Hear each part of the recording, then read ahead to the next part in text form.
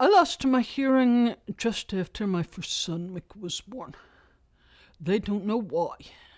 It was natural childbirth, not a difficult childbirth. They think maybe the nerves between the ear and brain had no oxygen, were oxygen starved because the blood vessels were constricted. At first I thought it was going to be temporary and there wasn't so much anger. I was just trying to be patient and wait for it to go past. Then it became clear it was not going to be temporary. And then anger started to come. Why me? Why is this happening to me? There was a feeling, what did I do wrong? Am I being punished in some way? 15 years went by. I had 2 more children. I was teaching sculpture at the university, working in my studio many hours a day. When I worked in my studio, I wasn't deaf. I was just alone there in the studio. But through all those years, there was increasing anger because I was cut off from so many things that I loved. I couldn't hear the birds singing. I couldn't hear my children's voices. I couldn't hear them laugh or cry. I couldn't hear the rain. A part of this was psychological.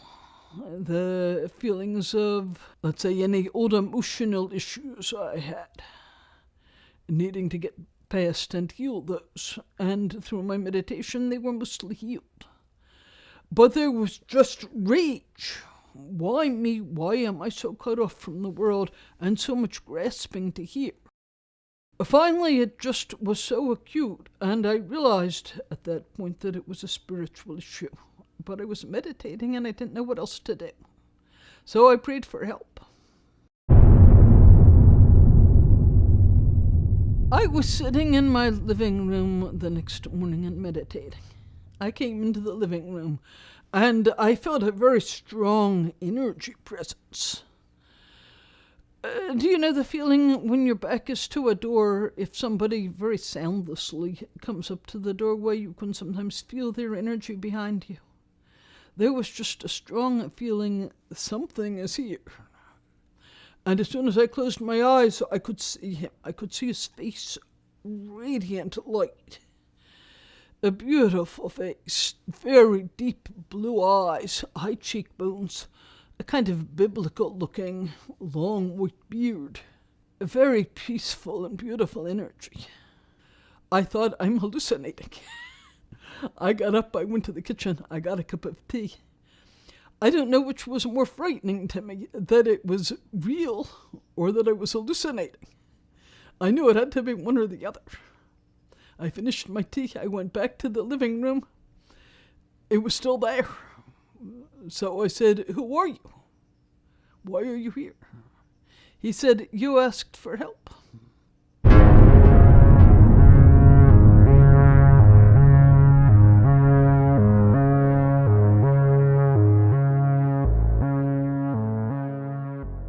At first, he said, just call me teacher. Eventually, I asked him for a name, and it felt like a great honor when he shared the name Aaron with me. That he was entrusting me with something based on the inner work that I was doing. He said Aaron was a being he had been in a past lifetime, and that he was not identified with being Aaron. Simply, out of all his past lifetimes, he needed a personality to base himself on, because just relating to light and energy was hard for me. I needed a personality. He's lived in so many cultures, races, religions. He has no identity with any of them. He runs the whole depth of human experience, but what he is now is simply this being of light. That's the only thing he identifies himself as, and it's not a sense of, I am light, but rather everything is light.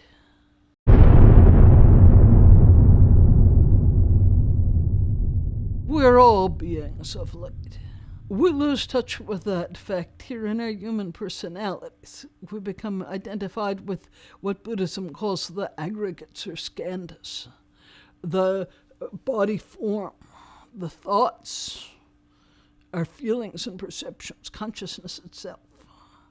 We start to think, I am that, even if we let go of the identity with the body. We still think we're our consciousness. That's hard to let go of identification. I had an old Mongolian Lama who used to say, hey, people are not wrong in thinking that they exist.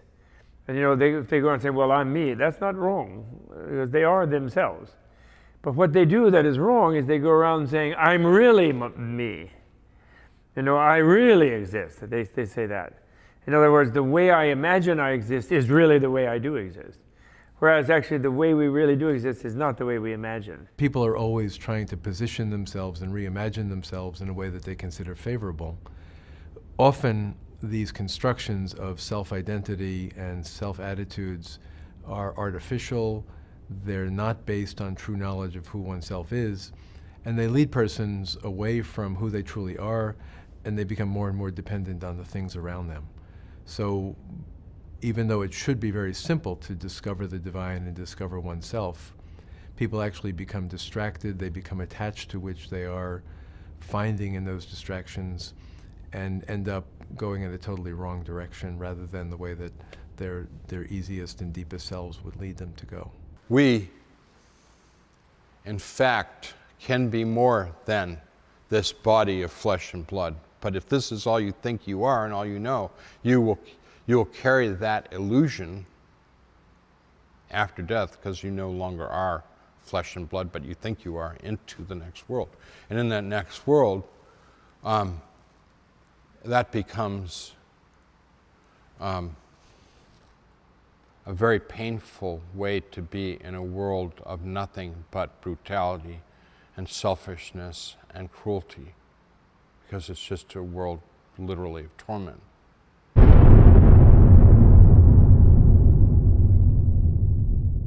We humans, the whole earth, are evolving in consciousness. We all began with a kind of archaic consciousness. We see that magical consciousness in children. Eventually, as perhaps 4 and 5-year-olds, they move into mythical consciousness.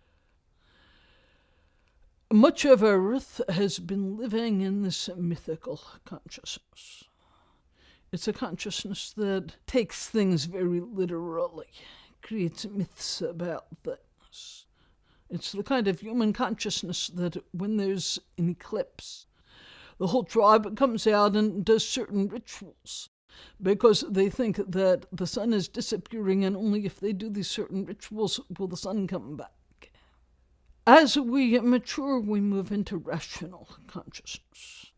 This is the quote, age of reason.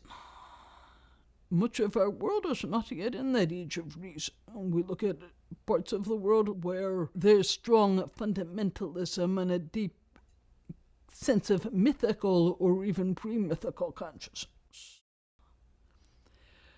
But for the whole earth, we're all evolving into higher consciousness, not just rational, but beyond rational, eventually into non-dual consciousness.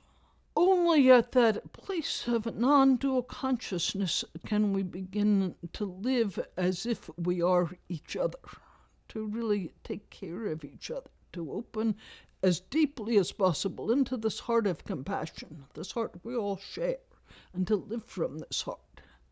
It's only there that we can transcend, I would not say end differences, there will always be differences of view, but be able to hear each other's view without fear. And at that point, we're opening a higher vibration, a higher level of consciousness. Not me against you, not the oppositionality that's destroying our world, but true peace and love. Each one of us is a mysterious possibility of love. And as we discover that about ourselves, we begin to discover it about others around us. We begin to relate to them, not as problems to be fixed, but as, in a sense, as mysteries to be encountered, mysteries to be discovered, mysteries to grow into fullness in our midst. So I may have desires, I may be angry, people may be hurting me, life may be confusing, But insofar as it's possible, I can choose to do the right thing. I can choose to be compassionate. I can choose to love instead of hate.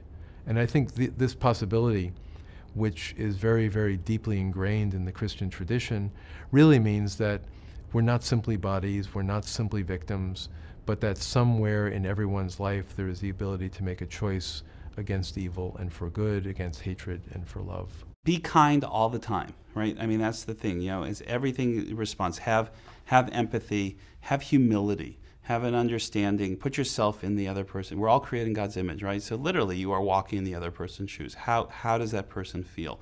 Validate the feelings. Have the focus for a second. Take out your agenda, put it aside. You can bring it back later, but put it aside for a moment. Put the agenda aside. What is this person feeling? Why are they feeling it? Validate it. Okay, now let's talk about it. Then bring back your agenda and begin to have that dialogue. And your willingness to do that really changes how you're going to interact with people.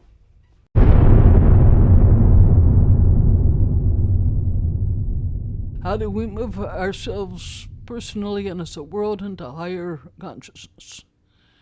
Meditation. One word answer. There are many kinds of meditation. In one form of meditation, we simply concentrate deeply and shut out the world. At times that can have a value. It can take us into a deep, peaceful place. But when we come out of it, we haven't learned anything new.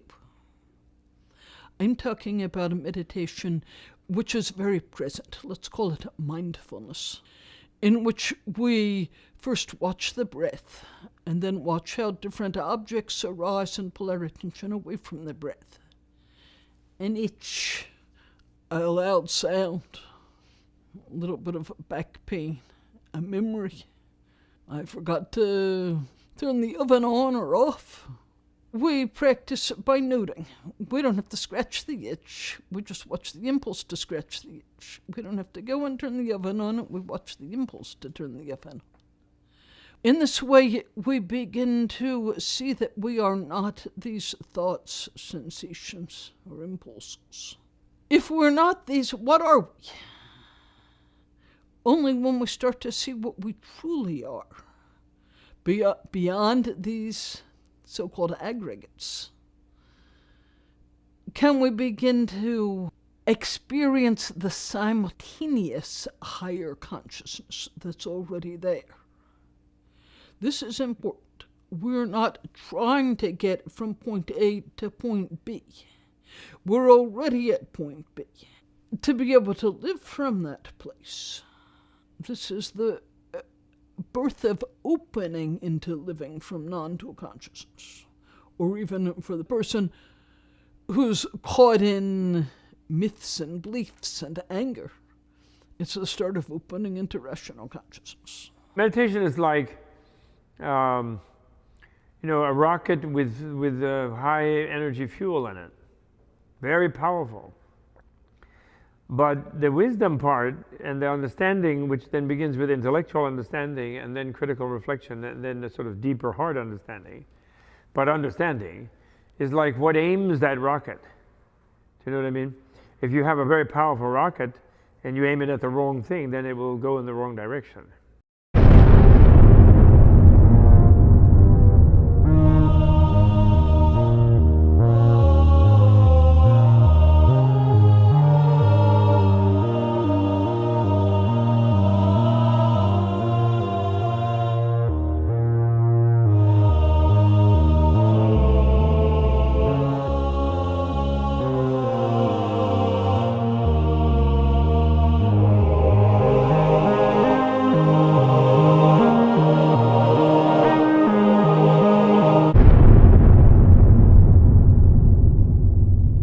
I cannot say that Jesus came down and took my hands and baptized me, only that the experience that I had was deeply transformative. This was within the first year of my meeting Aaron. I was learning to let go of stories and attachments, old views, to move into a higher and more open level of consciousness. There was a lot of fear, will I annihilate myself? What happens if I really know that I'm not this body, I'm not this mind, I'm not even this consciousness? I could see in my meditation this spaciousness and light, but I was afraid that if I fully moved into it, this that I had come to know for all these years as Barbara would disappear. What will happen to me?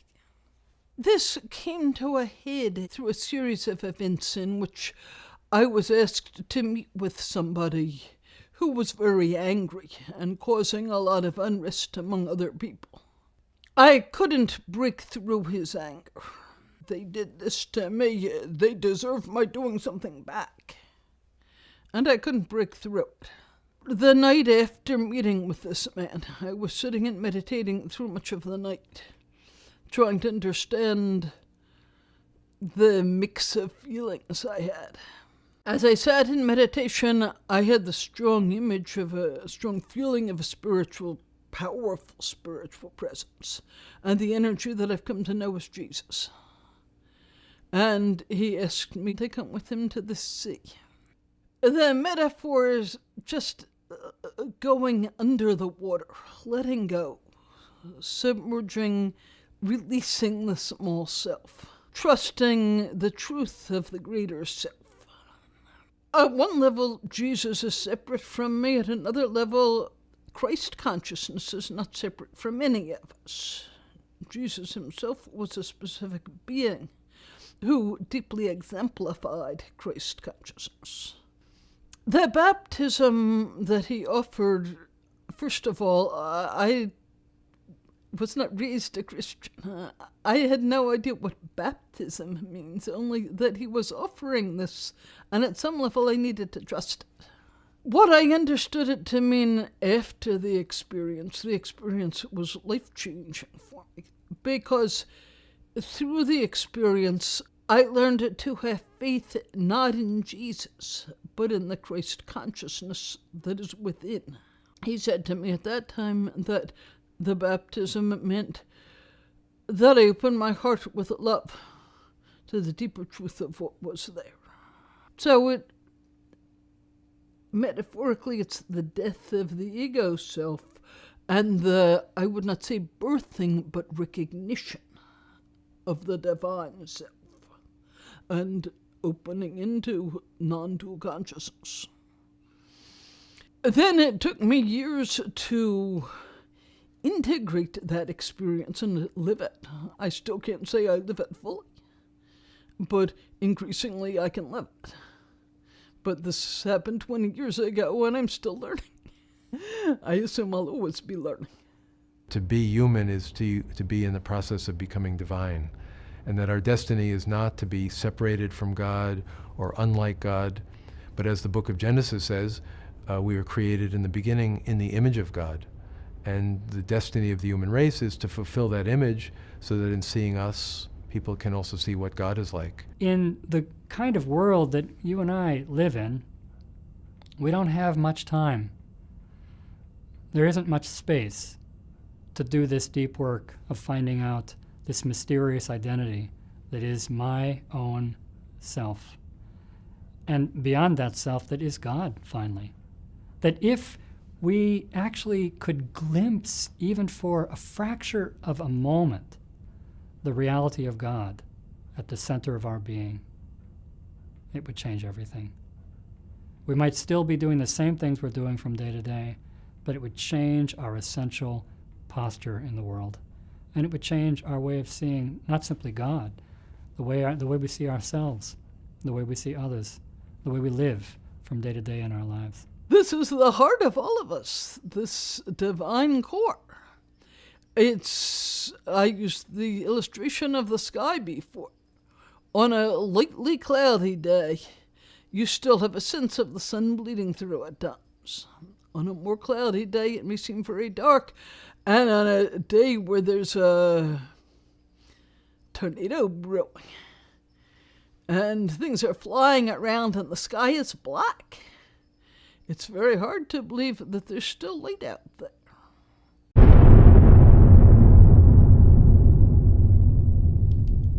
So, Can we say that Jesus learned these same lessons over many lifetimes? Absolutely, yes. He learned all of these human lessons over many lifetimes. In his earlier lifetimes, he was not Jesus the Christ. He experienced the great variety of lifetimes we all experience. And the one who was known as Buddha. There are many stories of the Buddha's early lives. And the word Buddha simply means the one who was awake.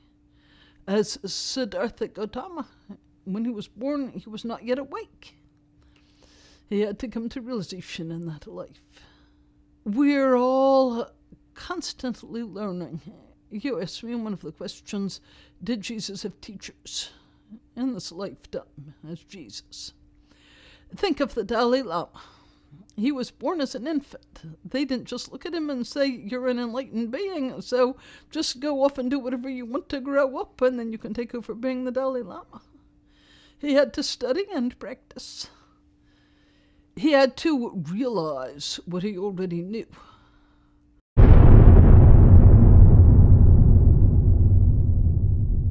We've each lived many, many lifetimes. We can sometimes see the events of this or that past lifetime and see how we've been gradually learning something, growing in certain ways. I've seen beings that I were that blamed others a lot, were not able to take responsibility for the situation, but said it's not my fault. Through a number of lifetimes, I've seen a progression of them accepting, okay, I'm involved too, but it's still partly his fault. To really understanding, it's always my choice. I'm always creating for myself what I'm experiencing here. That doesn't mean when I say I'm creating what I'm experiencing, if somebody walks up to me and starts yelling at me, I don't create his yelling at me, that's his choice. I create how I will respond to him. If I can respond to him hearing his anger with compassion, then I begin to resolve the karmic stream that says his fault, why is he yelling at me, and create separation. There are different streams here, taking blame, creating separation. Different experiences will be predominant for us at any one or another time in our lives. We just keep learning. This is all the flow of karma. Well, we are all connected, but we don't know that. So we think that we're separate. So then by being separate, we do all kinds of negative things. Like the ultimate affirmation of being separate from another being is to deprive one of its body, to kill a being, by thinking that that gets them out of your universe, and that ratifies that you're not connected to it. But under the Buddha's scientific and biological view of the world, which is what karma is, that's really stupid, because all you're doing is you're cutting that being's mind away from its body, and then the mind is getting an impression of hating you and wanting revenge, if it's an ordinary being. And so it's reborn in some way and comes back at you.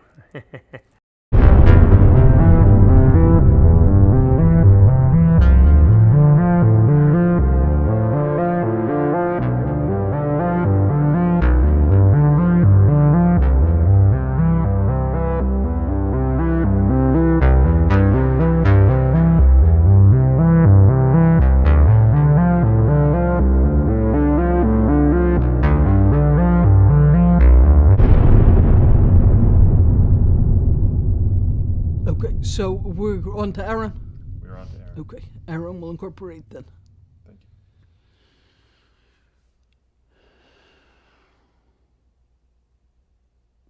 you. Let me see, are you filming? Yes, let me say something about this. When Aaron incorporates, I release my consciousness from the body and he moves literally into the body. I'm not here. I don't know what he's saying, or I'm just on the edge of consciousness where I stay so he can use my vocabulary. But he's running the body. He gets up Somebody who was with me once when he went outside said he takes the steps 2 at a time, which I as Barbara can do. Then when he's finished, he will release the body and I'll come back into the body. The body will shake a bit when he comes in because he has such a high vibration, high energy field. He says it's like putting that, like a woman putting on a tight girdle, shaking his energy field into this body, which is not a small body by any means, but it's small for that size energy field.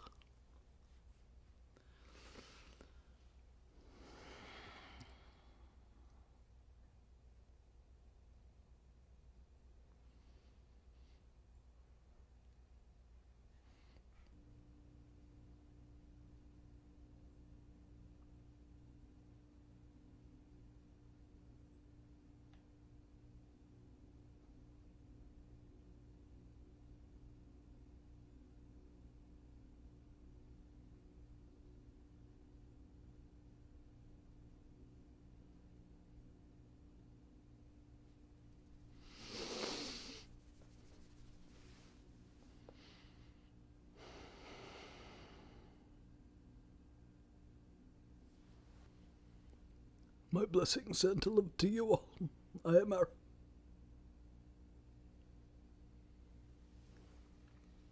How may I be of service? Aaron, in one of the newsletters I read of Barbara's, you describe a period of vast transition that has been in the making for many hundreds of centuries. What is this vast transition? It's really what you and Barbara were talking about earlier, the transition from lower to higher consciousness. Specifically, the shift from rational and consciousness below the rational into non-dual consciousness. Non-dual is one step higher up. We move through from rational to what they call subtle consciousness, causal consciousness, moving through. The whole earth will not make this transition at the same time. You in the Western Hemisphere here are more advanced in consciousness than some of your sisters and brothers in other parts of the world. But each one who moves into a higher consciousness opens the doorway for others that walk behind. Right now, you still live in a world where you think of yourselves as separate beings. When somebody says something that angers you, tension comes up, fear and anger. If you relate to that tension from a place of scolding or judging in the self, it's just more tension.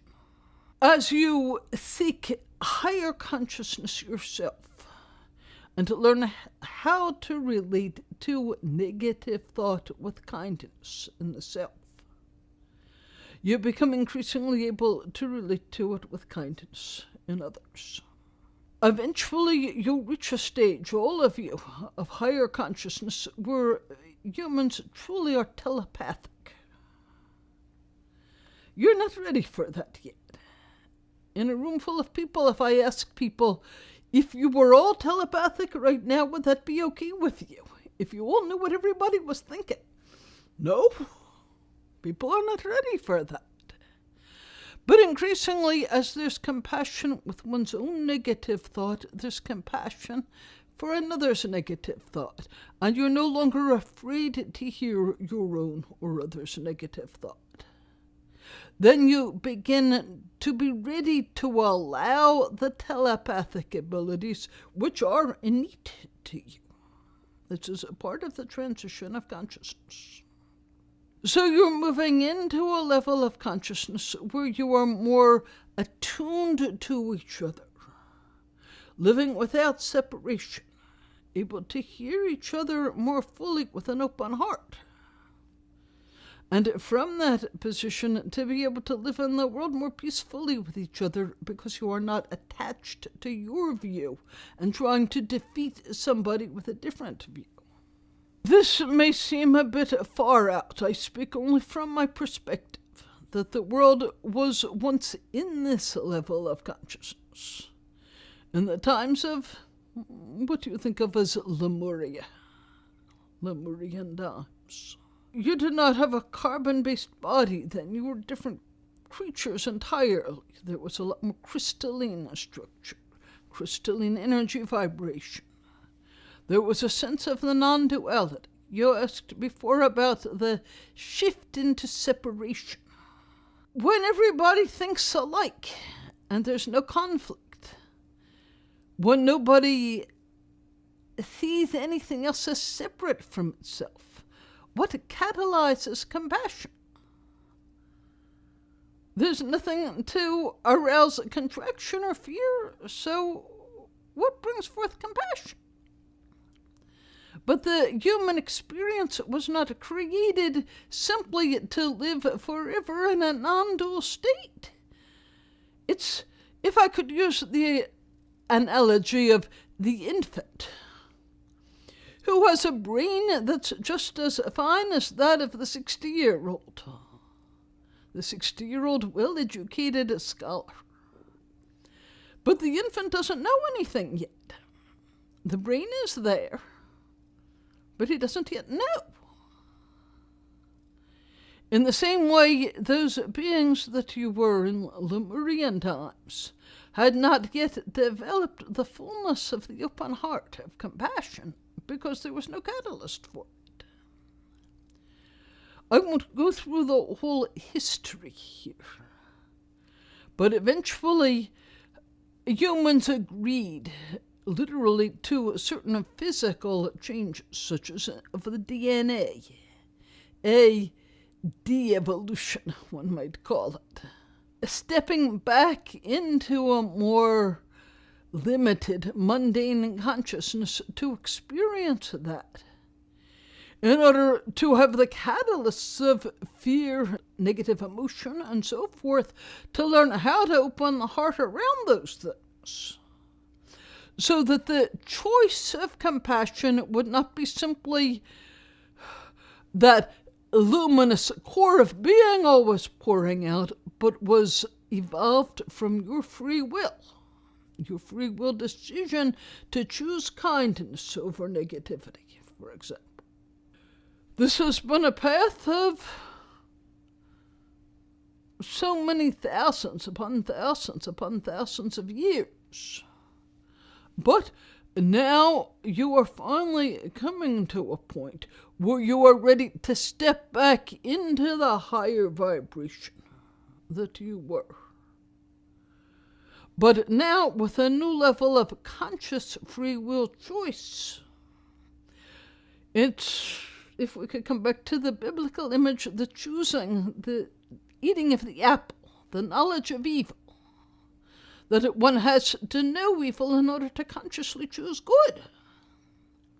One, quote, falls from grace, falls out of the garden, becomes lost in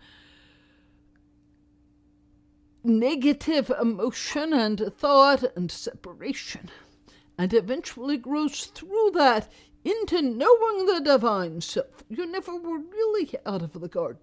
You only imagined you were. The garden has always been around you. But you had to move through that experience of separation to choose the divine self and to express the divine self, to suddenly look around you and say, oh, I've been home all the time. I've never left the garden.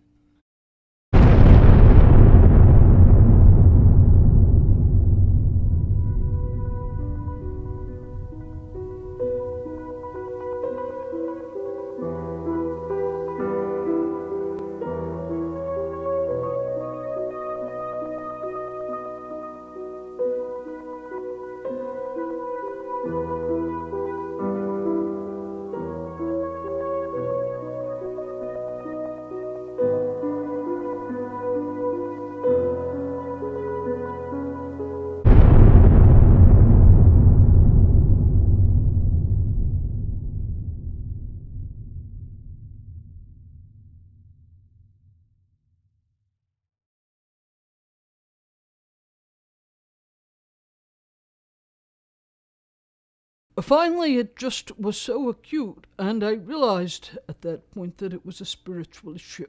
But I was meditating and I didn't know what else to do. So I prayed for help. I was sitting in my living room the next morning and meditating. I came into the living room and I felt a very strong energy presence. Do you know the feeling when your back is to a door, if somebody very soundlessly comes up to the doorway, you can sometimes feel their energy behind you? There was just a strong feeling something is here. And as soon as I closed my eyes, I could see him. I could see his face, radiant light. A beautiful face, very deep blue eyes, high cheekbones, a kind of biblical-looking, long white beard. A very peaceful and beautiful energy. I thought, I'm hallucinating. I got up, I went to the kitchen, I got a cup of tea. I don't know which was more frightening to me, that it was real or that I was hallucinating. I knew it had to be one or the other. I finished my tea, I went back to the living room. It was still there. So I said, who are you? Why are you here? He said, you asked for help.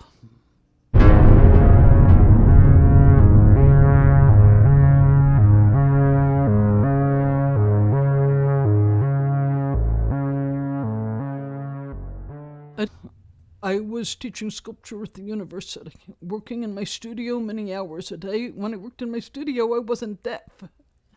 I was just alone there in the studio. But through all those years, there was increasing anger because I was cut off from so many things that I loved. I couldn't hear the birds singing. I couldn't hear my children's voices. I couldn't hear them laugh or cry. I couldn't hear the rain. A part of this was psychological. The feelings of, let's say, any old emotional issues I had, needing to get past and heal those. And through my meditation, they were mostly healed. But there was just rage. Why me? Why am I so cut off from the world and so much grasping to hear? They don't know why. It was natural childbirth, not a difficult childbirth. They think maybe the nerves between the ear and brain had no oxygen, were oxygen starved because the blood vessels were constricted.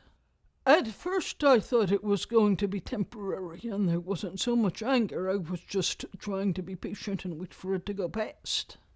Then it became clear it was not going to be temporary. And then anger started to come. Why me?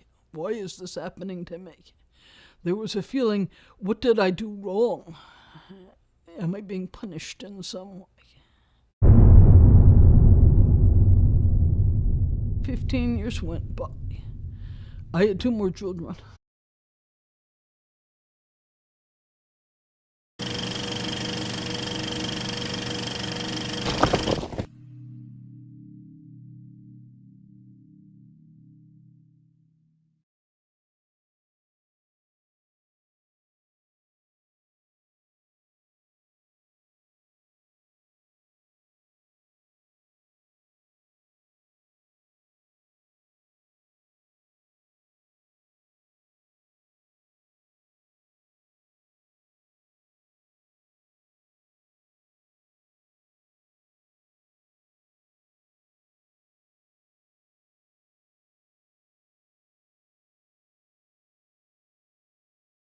I lost my hearing just after my first son, Mick, was born.